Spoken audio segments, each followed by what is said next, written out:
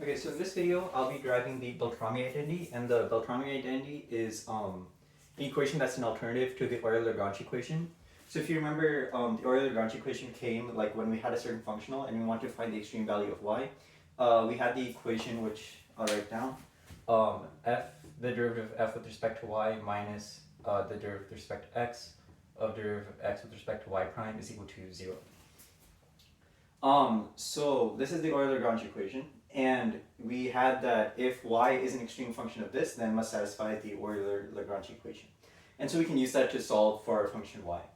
However, in some cases where your functional doesn't explicitly depend on x, so what that means is f may look something like y squared square root of 1 plus y prime squared over, I don't know, y squared plus y prime squared or something. Basically, this does not have an x explicitly in there. Then you can use a simplified equation, which is the Beltrami identity. It's not necessarily simpler, but what makes it nice is that here you have to take an extra derivative with respect to x. So this usually leads to a second order differential equation, whereas this often leads to a first order differential equation. Okay, so how can we prove this? Well, basically we're gonna basically bash this out and find the derivative of this, and then factor some things out and do stuff. So how could you take the derivative of f sub y prime with respect to x?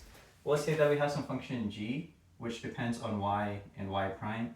And so remember that both of these are technically functions of x, so it's y of x and y prime of x. And we wanted to take the derivative of g with respect to x. Well, because y and y prime are both functions of x, we need to use chain rule, and so we need to use the multivariable chain rule. And so what we'll have here is partial g by the derivative of g with respect to y times the derivative of y with respect to x plus the derivative of g with respect to y prime times the derivative of y prime with respect to x. So you can rewrite this as just being g sub y, y prime, plus g sub y prime, y double prime. So you take the derivative of whatever your function g is with respect to y multiplied by y prime, and then take the derivative of it with respect to y prime and multiplied by the second derivative of y. So we can do the same thing here, and we can write this as equal to f sub y minus f sub y prime y times y prime minus f sub y prime y double prime is equal to 0. So what I mean by these double subscripts is that you're taking the second derivative of f with respect to y prime and then y, and here's the same thing, second derivative of f with respect to y prime and y prime. So here we just made this a bit more complicated. Now what we're going to do is multiply it by y prime. It's a really weird proof, but it works. So this is minus y prime squared f sub y prime y minus y prime y double prime f sub y prime is equal to 0.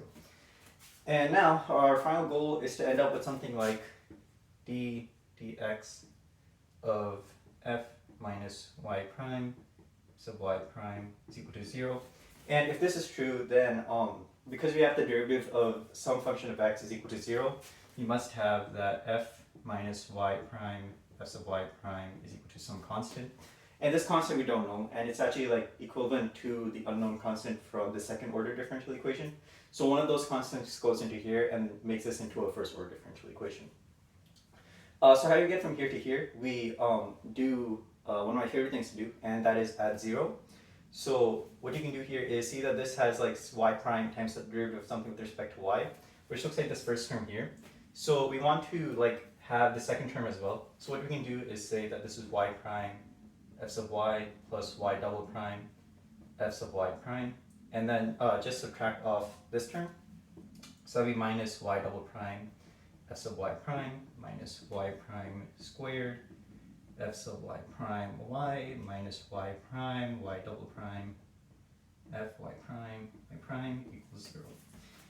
Okay, so now, miraculously, if you take the derivative of f with respect to x, then you first take the derivative of f with respect to y multiplied by y prime, and then the derivative with respect to y prime multiplied by y double prime.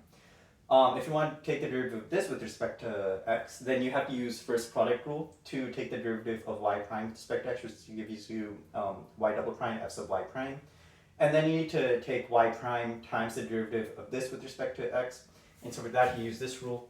And so you have f sub y prime y, which is there, times y prime. And so since it's y prime, you get y prime squared. And then derivative of this with respect to y prime, so f sub y prime.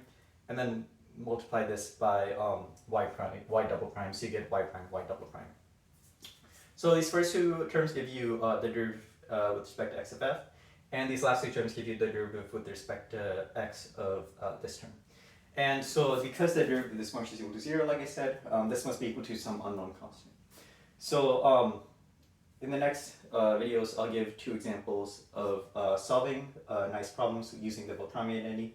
And it does end up being much nicer than using the Euler-Lagrange equation to solve those problems.